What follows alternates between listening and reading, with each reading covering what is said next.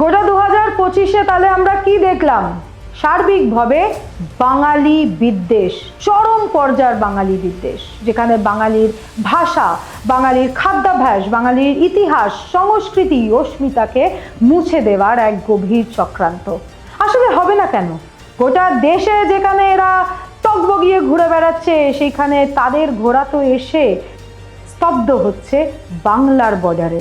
বাঙালিরা ভোট দেয় না ভারতীয় জনতা পার্টিকে, তাই বাঙালি ধরে ধরে অত্যাচার করো। শুধুমাত্র মুসলমান সম্প্রদায়ের মানুষজন না, আমরা দেখলাম কিভাবে 25শে ডিসেম্বরকে কেন্দ্র করে ভারতীয় জনতা পার্টির ফ্রিঞ্জ এলিমেন্টরা গোটা দেশের নানান জায়গায় ক্রিসমাসের উদযাপন করাকেও বন্ধ করবার চেষ্টা করলো।